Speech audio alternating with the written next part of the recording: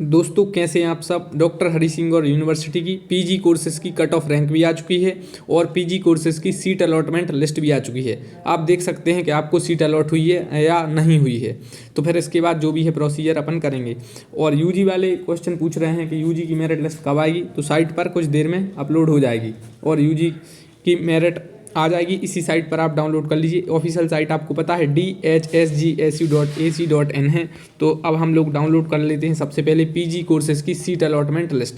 तो इस पर क्लिक करेंगे, फिर इसमें आपको थोड़ा सा यहाँ पर नीचे आना है और डाउनलोड कर लेंगे। जैसे हमने पहले रिजल्ट वगैरह डाउनलोड किया था, तो इसमें इंटरनेट अगर आपका स्लो होगा तो थोड़ा आपको टाइम लग सकता है। बाकी जनरली 10-20 सेकंड में आपका यह खुल जाएगा, पीडीएफ खुलेगा। तो इसमें 121 पेजेस हैं, पूरे नहीं आपको देखना है। आपका जो कोर्स है वो देख लीजिए। जैसे हम लोग देख रहे हैं अप्लाइड जियोलॉजी एमटेक का, तो फर्स्ट राउंड यहाँ पर लिखा है प्रोविजनल सीट अलॉटमेंट लिस्ट। इसमें आपका जो इसमें टेस्ट कोड रहेगा, आपका जो टेस्ट नेम रहेगा, जैसे आपने एमटेक अप्लाइड जियोलॉजी के लिए अप्लाई किया था, आपका रोल नंबर रहेगा, आपके कितने मार्क्स आए हैं एंट्रेंस एग्जाम में, आपका नेम रहेगा, पिता का नेम, और एलिजिबल कैटेगरी, यानी आपने किस कैटेगरी में आप एलिजिबल हुए हैं, अनरिजर्व में, ईडब्ल्यूएस में, एससी एसटी में या ओबीसी में, और आपकी रैंक रहेगी। और रैंक के साथ आपका स्टेटस मेन चीज़ है जो वो है स्टेटस। अगर आपको सीट अलॉट हुई है तो आपका स्टेटस अलॉटेड रहेगा और फिर उसके बाद आप फीस वगैरह का प्रोसीजर कर सकते हैं।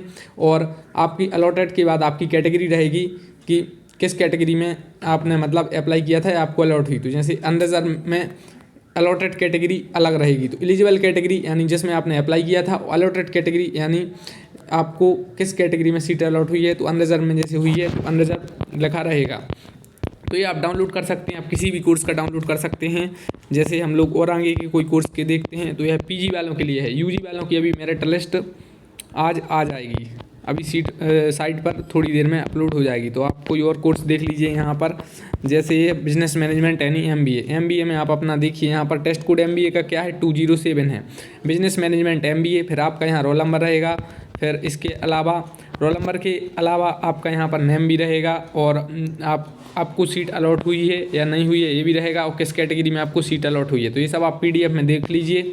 एमबीए का भी है, इसमें एलएलएम का भी है, जितने भी पीजी कोर्सेस हैं सबका है। तो इसके अलावा जैसे ये है इंग्लिश एमए का है। तो इसके अलावा आपको जितने भी आपके कोर्स हैं, अगर आपने अप्लाई किया है काउंसलिंग में, रजिस्ट्रेशन आपने करवाया था, तो आप देख सकते हैं कि आपको सीट अलॉट हुई है या नहीं हुई। जैसे 216 रैंक है, तो यहाँ पर जैसे रैंक इनकी 50 है तो इनको सीट अलॉट नहीं हुई है, तो यहाँ पर लिखा है नॉट अलॉटेड, यानी इन्हें फर्स्ट काउंसलिंग में सीट अलॉट नहीं हुई है। तो अब हम लोग बात करते हैं इसके अलावा जो सीट अलॉटमेंट का प्रोसीजर देख लिया है। अब हम लोग बात करते हैं कट ऑफ रैंक कितनी क्या रही है किस कोर्स में पीजी वालों के लिए। तो यूजी वालों का थोड़ी सी देर में आपको साइट पर अपलोड हो जाएगा। अभी हम लोग अब पीजी वालों का देखते हैं। पीजी वालों के लिए देखिए यहाँ पर जैसे ये बात करते हैं हम लोग अप्लाइड जियोलॉजी की, applied geology MTech allotment summary यहाँ पर है। ओपनिंग रैंक है, क्लोजिंग रैंक है, अलॉटेड कैटेगरी है और टोटल कितनी सीट अलॉट हुई हैं। तो इसे ध्यान से, अब जो मैं बोल रहा हूँ ध्यान से देखिए। जैसे अप्लाइड जियोलॉजी का टेस्ट कोड है सबसे पहले 203, ये 203 क्या है टेस्ट कोड है। फिर applied geology opening rank first है और क्लोजिंग रैंक 17, यानी 1 से 17 तक रैंक है तो ही आपको अनरिजर्व में सीट अलॉट हुई है। अगर आपकी रैंक 18 है तो आपको अनरिजर्व में सीट जनरली नहीं मिलेगी। तो और इसके अलावा टोटल अलॉटेड 17 सीट, यानी 17 सीट अलॉट हुई हैं अप्लाइड जियोलॉजी में अनरिजर्व वालों के लिए। फिर 18 से 23 तक अगर आपकी रैंक आ रही तो आपको ईडब्ल्यूएस की अलॉट है। कितने जनों को, मतलब कितने स्टूडेंट को ईडब्ल्यूएस से सीट अलॉट हुई, तो 3। इस प्रकार से आप किसी भी कोर्स का देख सकते हैं। चलो हम लोग एमबीए का देखते हैं। आप लोग काफ़ी क्वेश्चन एमबीए वाले पूछते हैं।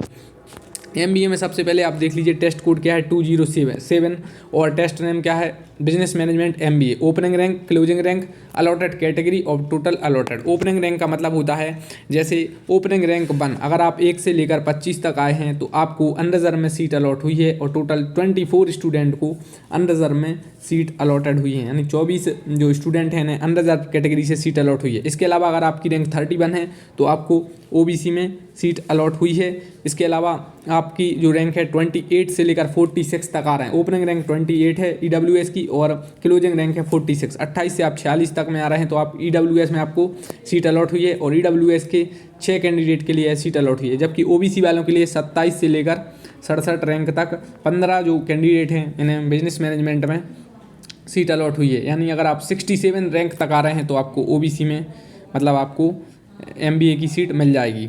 इसके अलावा जैसे अब हम लोग बात कर लेते हैं ST की, तो ST में अगर आपकी ओपनिंग रैंक है कितनी 75 है और क्लोजिंग रैंक 215, यानी 215 तक रैंक है, तो आप ST कैटेगरी से आपको MBA में सीट मिल सकती है, यानी अलॉट हो गया है, आप फीस भरेंगे तो मिल ही जाएगी। तो टोटल अलॉटेड ST वालों के लिए कितनी सीट अलॉट हुई हैं? 4 सीट अलॉट हुई हैं। SC के लिए 7 सीट अलॉट हुई हैं। तो इस प्रकार से आप देख सकते हैं, जैसे यह MA क्रिमिनोलॉजी का है और ये PDF साइट से डाउनलोड करना है तो मैं आपको एक बार बता देता हूँ। dhsgsu.ac.in ऑफिशियल साइट पर आप जाएंगे और यहाँ पर आप ऊपर भी डाउनलोड कर सकते हैं कहीं से भी। तो सबसे पहले ही है ये 8 दिसंबर 2021, तो 2 आपको PDF डाउनलोड करने हैं। एक तो admission PG courses cut off rank वाला, 2 PDF आपको डाउनलोड करने हैं। एक आपको admission PG courses cut off rank वाला और एक PG courses seat allotment list वाला। सीट अलॉटमेंट लिस्ट का आप डाउनलोड कर लेंगे तो उसमें आपको पता चल जाएगा कि आपको सीट अलॉट हुई या नहीं। अगर आपको मतलब सीट अलॉट हो गई है तो आपके जो स्टेटस है उसमें अलॉट लिखा आ जाएगा, अलॉटेड, और फिर आप फीस वगैरह भर सकते हैं। वो सब प्रोसीजर हमने देख लिया है कि फ़ीस कब से कब तक PG वालों की भरी जानी है पिछली वीडियो में, और UG वालों की कब से कब तक भरी जानी है। तो ये सब आप देख सकते हैं। और अब UG वालों की है तो UG वालों की मेरिट लिस्ट आ सकती है, कभी भी साइट पर आ जाएगी। तो कंप्लीट मेरिट लिस्ट जैसे ये 4 तारीख को PG वालों की आई थी, UG वालों की आज आ जाएगी। और मैं अभी वीडियो बना रहा हूँ, अगर आप लेट देख रहे हैं तो शायद अभी तक आ गई होगी, यानी जब अब मैं वीडियो बना रहा हूँ अभी तो नहीं आई है। लेकिन जैसे कुछ लोग बाद में देखते हैं तो आप साइट चेक करते रहिए, कभी भी आ सकती है। सो दोस्तों, वीडियो को लाइक करिए और चैनल को सब्सक्राइब करिए।